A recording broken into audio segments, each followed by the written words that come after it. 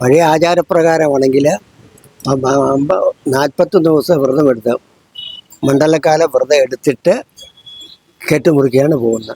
അന്നത്തെ കാലത്ത് എന്ന് പറഞ്ഞാൽ 150 വർഷം മുമ്പ് ഇരുമുടിയിൽ മുൻകെട്ടിനകത്ത് അയ്യപ്പനും പരിവാരങ്ങൾക്കും ഉള്ള ഈ പൂജാ സാധനങ്ങളും നെയ്മുദ്ര അടങ്ങിയ എല്ലാ സാധനങ്ങളും മുൻകെട്ടിൽ വയ്ക്കുന്നു. പിൻകെട്ടിനകത്ത് നമുക്ക് കഴിക്കാനുള്ള ആഹാരത്തിലുള്ള അരിയെ മറ്റ് ചില ചില്ലറ സാധനങ്ങൾ കാര്യങ്ങളെല്ലാം അതിനകത്ത് വയ്ക്കുന്നു.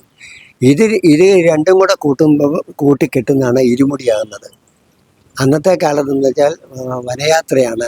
ഇന്നത്തെ പോലെ സൗകര്യങ്ങളില്ലാത്തതുകൊണ്ട് എരുമേലി വിട്ട് വനയാത്രയാണ്. വനയാത്രയ്ക്ക് പോകുമ്പോൾ 10-20 ദിവസം കഴിഞ്ഞിട്ടാണ് തിരിച്ചെത്തുക.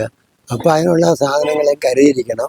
ഇരുമുടി ആണെങ്കിൽ കറുത്തതോ നീലയോ ഏതെങ്കിലും ഒന്നിൽ ആയിരിക്കണം. അന്നത്തെ ഈ കാട്ടിൽ കൂടെയുള്ള സഞ്ചാരമായതുകൊണ്ട് കാട്ടുമൃഗങ്ങളുടെ പേരിൽ രക്ഷപ്പെടാനും തണുപ്പിനെ അതിജീവിക്കാനും അങ്ങനെ കറുത്ത മുണ്ട് കൊടുത്ത് മല ചവിട്ടുന്നത്. ആ മലയാത്ര എന്ന് പറയുന്നത് അതൊരു സുഖമായിരുന്നു. ഇന്ന് അതൊന്നുമില്ല. ഇന്ന് കാര്യങ്ങളെല്ലാം മാറിപ്പോയില്ലേ.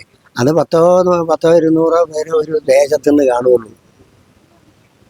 അവിടുത്തെ ഈ ഓരോ നാട്ടിലെ പെരിയസ്വാമിയാരെ കൊണ്ട് മാലയിടിച്ച് അവർ വീട്ടിൽ ചെന്ന് പെരിയസ്വാമിയെ കണ്ടുപോലെ വെച്ച് അനുവാദം മേടിച്ച് അദ്ദേഹം ഒന്ന് മാലയിട്ട് അദ്ദേഹത്തിൻ്റെ കൂടെയുള്ള യാത്രയാണ്. ഓരോ നാട്ടിലും കൂടെ വരുന്നവരെല്ലാം കൂടെ ഒരു 10,000 പേര് 1500 പേര് എരുമേലിയിൽ തങ്ങിയിട്ട് എരുമേലിയിൽ നിന്നാണ് അവർ പദയാത്രയായിരിക്കുന്നത്. ആ യാത്ര വളരെ ദുർഘടമാണ്. ആന, പുലി എല്ലാം ഉള്ള അന്നത്തെ അതിൻ്റെ സുഖം അനുഭവിച്ച പൂർവികന്മാർ ഇനിയിപ്പോൾ ആരുമില്ല. അതിലൊരാളാണ് എൻ്റെയും ഗുരുസ്വാമി. കാരണം അദ്ദേഹം എൻ്റെ മുത്തച്ഛനായിരുന്നു, അദ്ദേഹത്തിൻ്റെ ജ്യേഷ്ഠനായിരുന്നു. അതിനു മുമ്പ് ഇവിടുത്തെ ഈത്ത് ഒരു ഇതിൻ്റെ ഗുരുസ്വാമി എന്നുള്ള നിലയിൽ അനുഭവം പറഞ്ഞു തന്നിട്ടുള്ളതും. അതുപോലെ നമ്മൾ ഇതിനെ 59 ഞാൻ ശബരിമലയ്ക്ക് പോകുന്നയാളാണ്. പിന്നെ ഞാൻ 18 വർഷം കഴിഞ്ഞപ്പോഴത്തേക്കും കെട്ടിറക്കാൻ കൊടുത്തേ. അന്നൊക്കെ ഇവിടെ വന്നിരുന്നാലും 100-100 പേര് അങ്ങേറ്റ 200 പേര് കൊള്ളി.